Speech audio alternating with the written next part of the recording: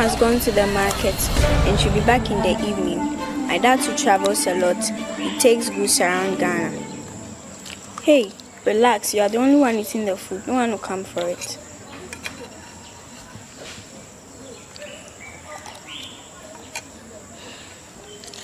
Today I'm very proud of you. You finished everything. I hope you are full.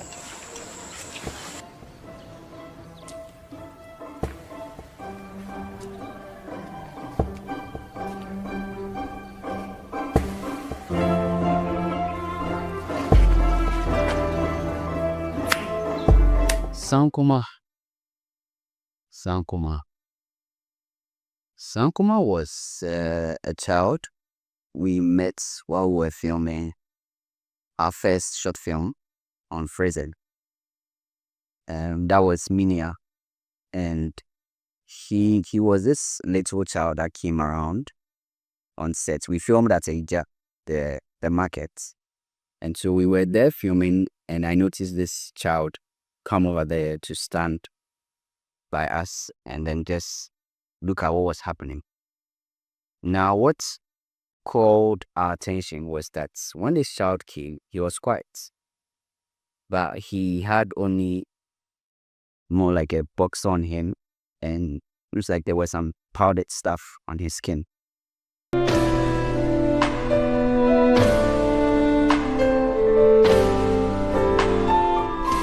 And so he just came to stand there, and the women around were actually trying to shout at him to leave. And so he wasn't leaving. He was just there quietly. Sankomah was this quiet child that was standing there. Why Sankomah? Why? Sankomah. Alright. Only two on. And now may I'm quiet. His ailments, Sankomah's ailments, we didn't quite get the actual thing, but I remember I spoke to a woman there about him, and it looked more like it was chicken pox. And I think in Ghana here, typically, when it affects a child, it takes quite a time to get everything off their skin. And so he was suffering from that. Based on what I was told, we didn't get into detail what it actually was, but that was what the woman told me, that okay, he was suffering from chickenpox, and then they've tried several methods and several times, and it wasn't going. So he was just left there. Nana Kwesi. Sana palai. Timu ni pa mo boka krampo. Mami ntwa. Oh, ja wa se mo ba ya ko no ba nyina mo ya de ya de. Ah, mo ba.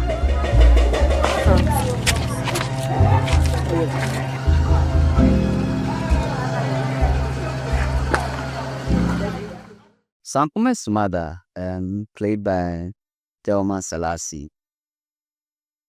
The actual mother, I didn't get much information about. The only thing I was told was that Sankomah's mom had tried so many times to solve it, taking him to places to get medicine, and it wasn't working. And so she gave up on the child. And I heard she had other children. Sankomah was the last born. And so, trying all that she put and it wasn't working, she gave up on him and then just left him to society. And that was the only thing I heard. So I went back and thought about what could cause a mother leaving her child to the streets or to the society. It would take a lot for a mother to get to that point. And so in the course of the film, I show the circumstances that left her to live in Sankomah, to just be there in the society or in the town they were from. Yeah. Nana Kwesi, what to say? When you are a crow. Nanu ya na mikoto de ndro ni bi de ye no ho an so ne ho na enko nyamina ne ehwe ni sa. Sankomah's mom Her reaction to the ailment was a difficult one. In the course of the film, she was always sad about it. Like in the beginning scene where she was talking to a friend of hers at the market about her child's illness, and she expressed her concern of trying all she can to solve it. She's been buying medicine, she's been doing all she can. In other scenes, you could see her praying. She was a devoted Christian, praying to God for healing for her son, but it was like all of them were not getting her a solution to kill her son.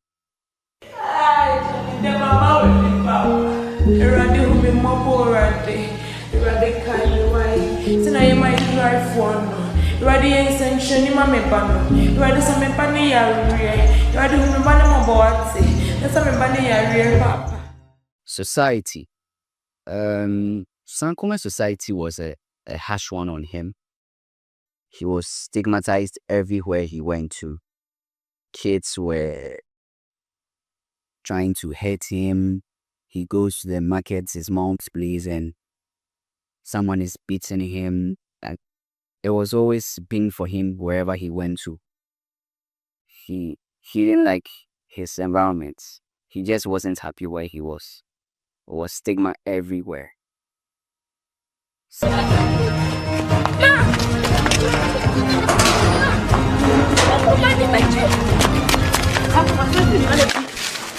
Wasu aden, ene de nanti biem, ya ne ho kro bi yale ni. Ene nanti biem. Akatro. Kopo do ade wasu aden dodo. Ka jo se ne nanti.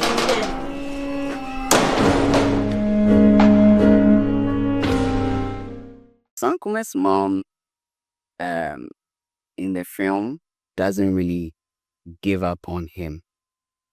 I still keep the empathy a mother would have for a child in there. But what happens is that she forgets about him.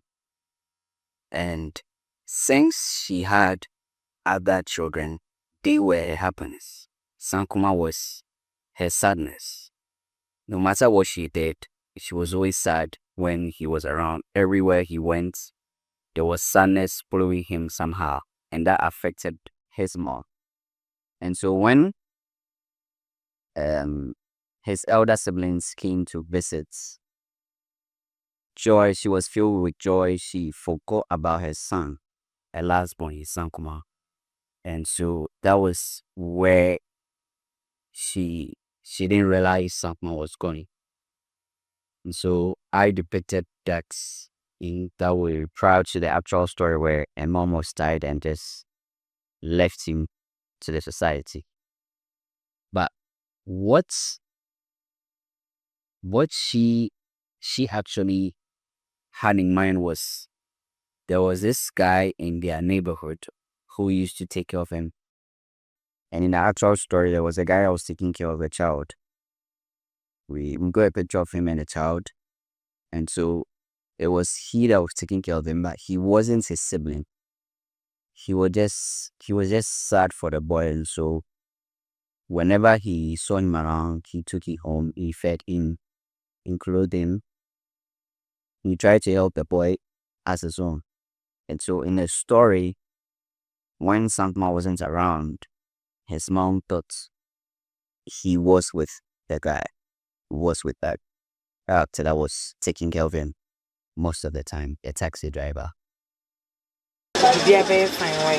Ukufia na kusisa matari na abebi obebo amwati abebi ukufia wanonsa na tari why. Oh, okay. That's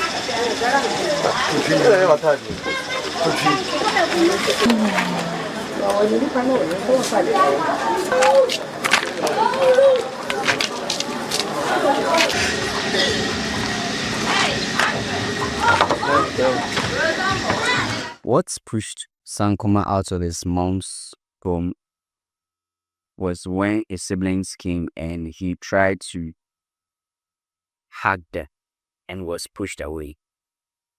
That scene was very emotional. We shot that at my aunt's place, my aunt's family house. And so they were the scene. They were the women that were in the scene. And so when we were done shooting, they told me they were actually sad. The boy really did well. The boy was actually my cousin too. He did really, really well. And so that pushed Sankomah out of the house. And so for days, he didn't go back home. His mom didn't realize it. He was just left to the world. And that was when he found his friend, the little girl that came to him, wanting to be a friend. That's it. Ago! Oh no, Sisi Wada. Only a yana. Hey, what? Ago! Yes, where? Auntie Fofio! Where are you, Mano? Fibra. The little girl, Adobia, played by Evangeline, my actress, she did amazing. So Adobia was a character that was to represent whatever everyone believes in, irrespective of where you are from. If you believe in the mind being powerful, you say Adobia was Sankomah's mind or illusion. If you believe in God, you could say Sankomah was an angel that was sent to him. If you believe in the universe, you could believe, okay, the universe sent him this girl to be his bride. Irrespective of where you are from, what you believe in, you will find out that she was given to him to give him peace, to give him joy, to bring happiness. And so she came in, always made sure Sankomah was happy, always tried to make his moments with her a fun one. And that showed love over everything, especially when it comes to people who are not paid attention to in society. Showing love to them can actually go a long way for them. This is something that I thought of what would be Sankomah's mindset having to experience pain all the time. In fact, I think what touched me was the fact that my younger brother used to have heat rashes when he was young, and treating it was very, very difficult for my mom. She bought a lot of drugs, creams. It took a long time before he left. And so seeing him just reminded me of my younger brother who went through a tough time battling heat rashes. Whenever he came, he almost cried all the time. And so going through that tough time and then just having people stigmatize you all the time brought about the little girl to be his joy.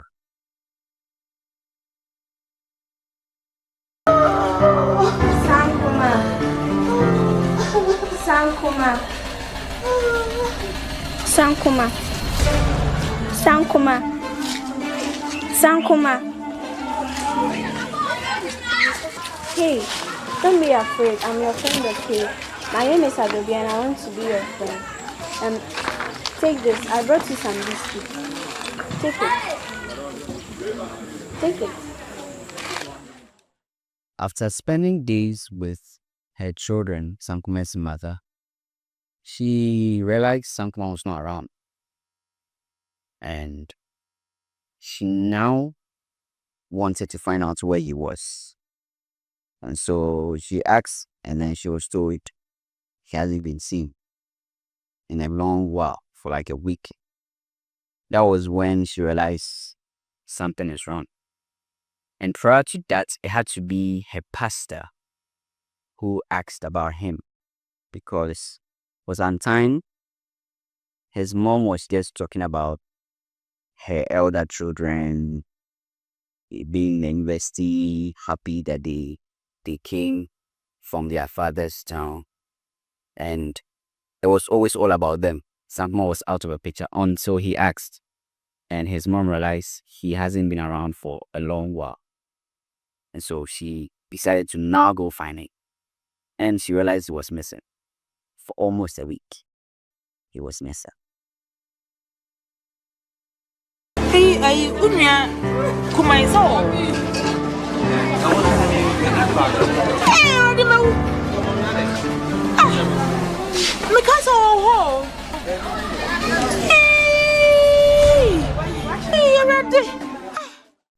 The message Sankomah leaves behind, the story leaves behind, is the failure of society. Society failed him. Society failed to have empathy for him. Society was ruthless to him. And that led to everything that happened. And this is typical in our society where the underprivileged are treated harshly or badly. A call for attention. These are some of the things that personally I like to talk about in my films. And so Sankomah being that child that was affected everywhere he went is a deep message that I intended to give to my audience, to be aware of our actions and to consider the underprivileged, because their mental states, their mindsets, they may be going through a lot, and they may not be having anyone to talk to. Because what I also heard was that Sankomah couldn't talk, and so in the course of the film, he never spoke until he finally found home, which wasn't his mom's home. The home Adobe had promised him. When it was finally time to go home, that was when he spoke. That was a symbolic thing I did in there. So to show things are different now. Nana Kwesi, do you know how peaceful the sky is? That is how my home is. And I'm thinking of Taking you there one day. Hey, relax. My mom is not going to hurt you.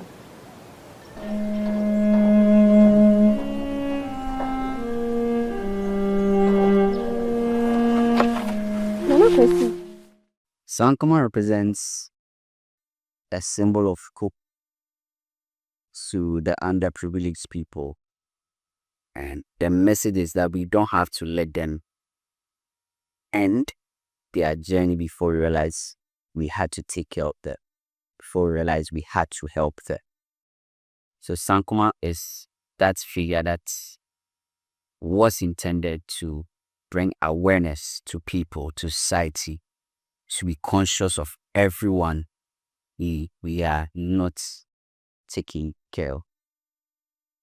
Nti say na make kan no ukofia he say e odo enkwa na ye kire ya dan fofo mwate ana obi ambo ne se ma ne ho.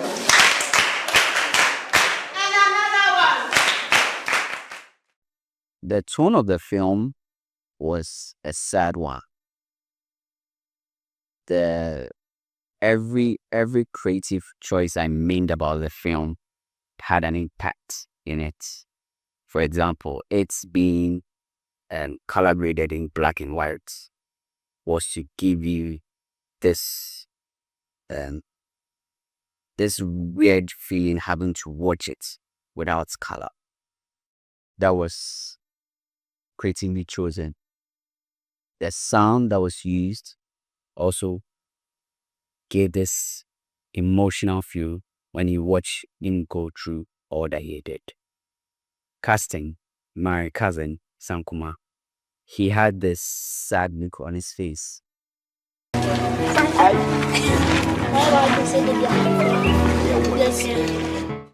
He's actually troublesome. He's very troublesome, but he had this sad look on his face, so I was choosing for the character, casted him, and he gave out the expressions that I needed. Everything on his face looked like just everything I needed. The costume of the little girl, for instance. So I had our culture being represented.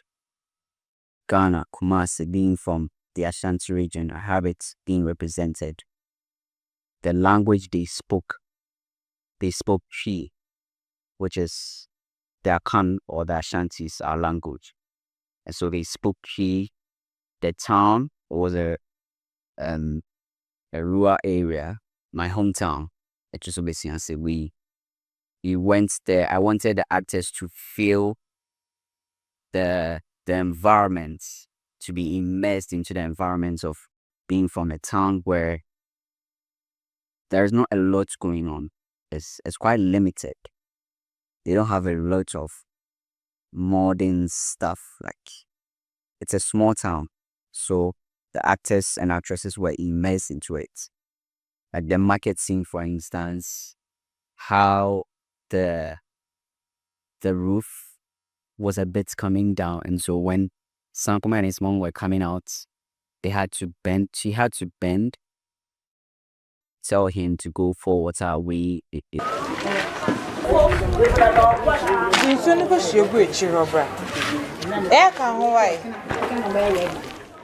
don't have a new drainage system for them. You have to go stand by a gutter, pour water away.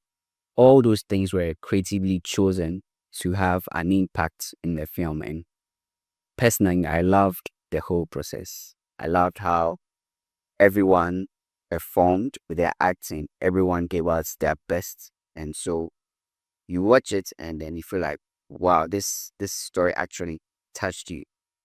And being a writer myself, I had to give myself a period of about 4 days to write. And during that period, I was only listening to orchestra, just sad orchestra, to build emotion, that emotion of sadness in me. And so during that time period, I decided nothing has to make me happy. I had to put myself in that state, that mindset, to be sad consistently, to write. Because I want my audience to feel this deep emotion of sadness, having to follow this child and realize this is what he's going through. And this is something the underprivileged people are going through. But I decided to be that voice. I wanted to be that voice for them. And I'm happy we were able to get the results we wanted.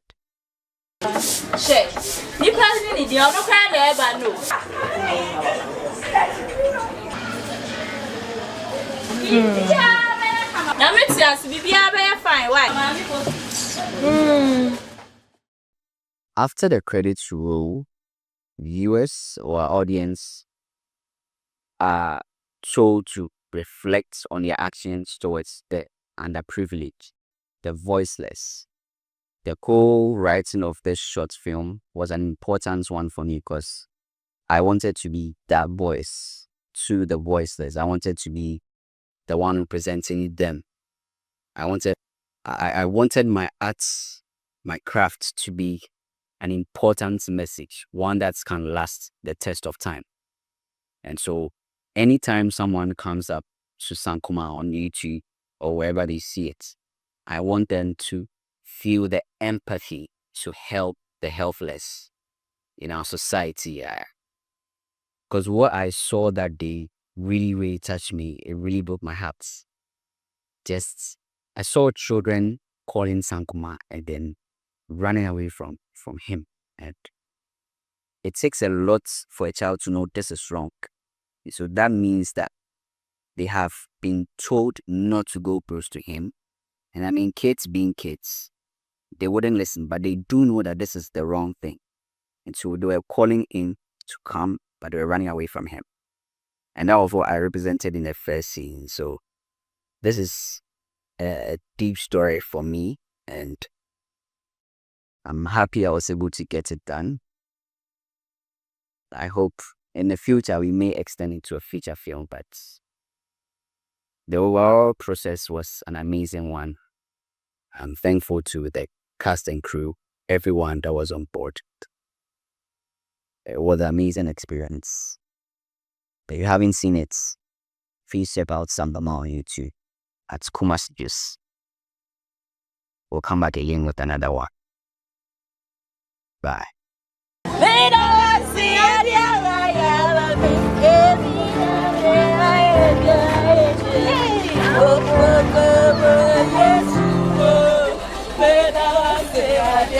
My mom has gone to the market and she'll be back in the evening. My dad too travels a lot. He takes goods around Ghana. Hey, relax. You are the only one eating the food. No one will come for it.